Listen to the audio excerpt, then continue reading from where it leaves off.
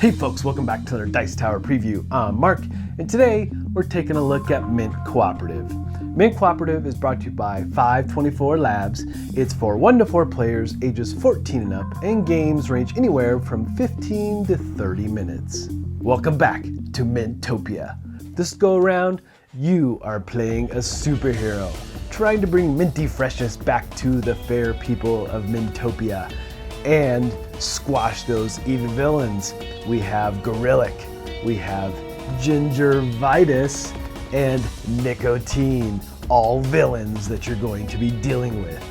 So in this version of the Mint series of games, you will be playing cooperatively. Again, as superheroes, using your special abilities, using actions, using special stunts in order to add mints back to each of the towns within Mintopia. Now again, villains are going to be trying to remove those, increasing panic, and really it is up to you to stop that panic and keep it in check before it reaches the end of the track. Setup on this one is pretty straightforward and quick. Now the tin, I'm always impressed with these tins and how much game fits into one of these, but you'll open this up and deal out the cards in this configuration, setting up the towns of Mintopia. Each of the towns is going to get 3 mints to start, and then each player is going to choose the superhero of their choice, all dependent on colors and their special abilities. To keep in mind, you'll place those superheroes out in the towns that match their colors. Then you'll set up the trouble deck according to the rules, inserting that mayhem card in there, which wreaks havoc across the different towns. We'll take a look at that card in a minute. Then you also will set up your panic track, and you'll have the card available with all the basic actions for all the players to use throughout the game. And then you have your dice that you'll be tapping into and the stunt cards, which will give you additional actions throughout the game. The first 3 players at the table will receive a stunt card. And depending on the player count, there are special rules for 1 and 2 player games.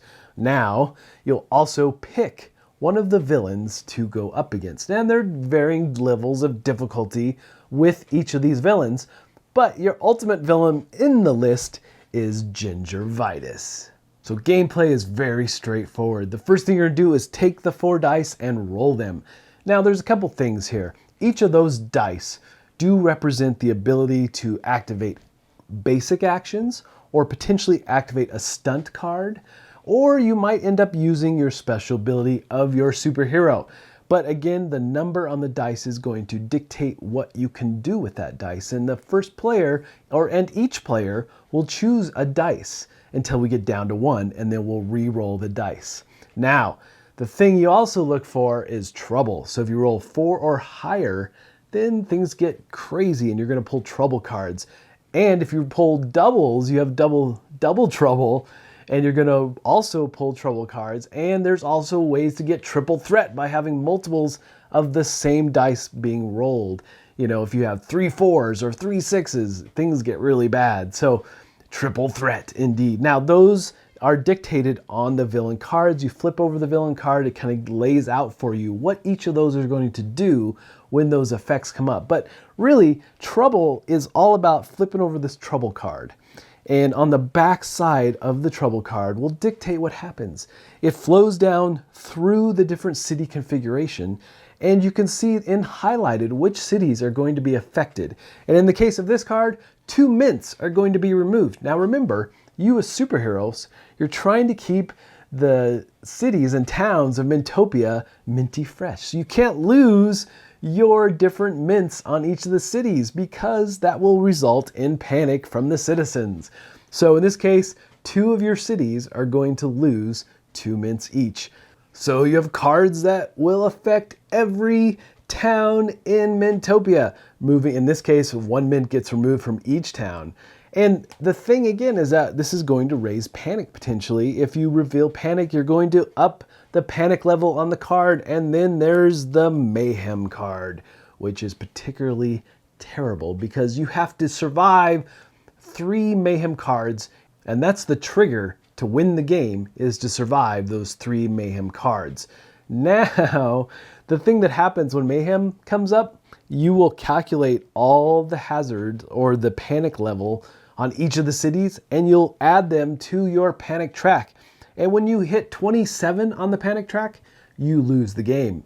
But if you survive through the third mayhem card and you don't hit that end of the track, then you, the superheroes, have triumphed and saved the citizens from gingivitis.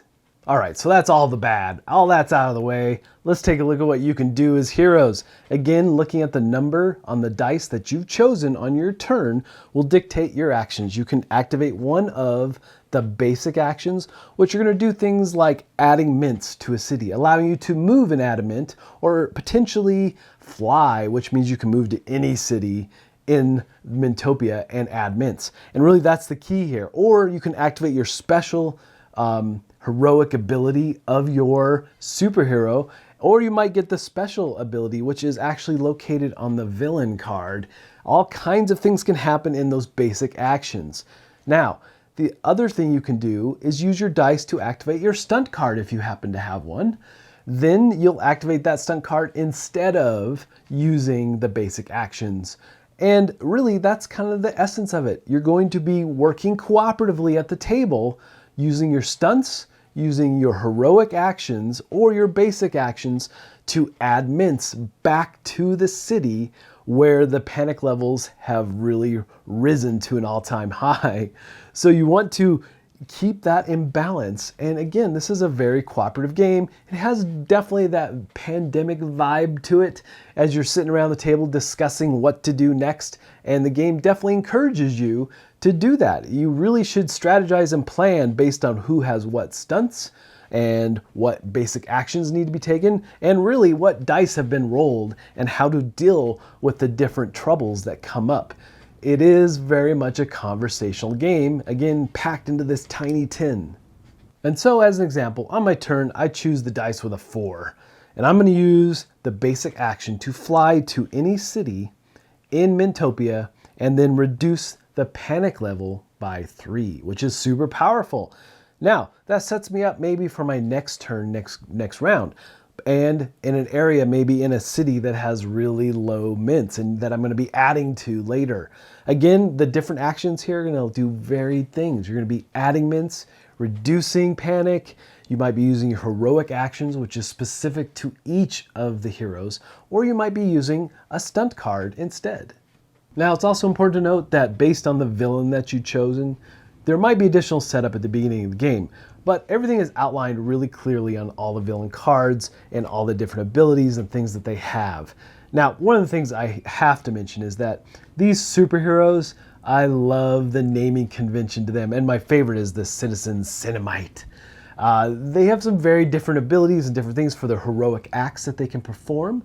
So there's just a lot of cleverness put into the game and the theme overall. So again, the goal of the game overall is to survive 3 mayhem cards and not let the panic track get to 27. If you do all those things, prevent it, save the people, keep everyone minty fresh, then you, the heroes, are going to win the day. However, if you let those villains get ahead of you and destroy you and create panic across Mintopia, then you, the heroes, are going to lose the game. All right, folks, just a reminder once again, this has been a Dice Tower paid preview. Everything you've seen here has been in prototype form, so keep a close eye on the campaign for any changes that still may occur.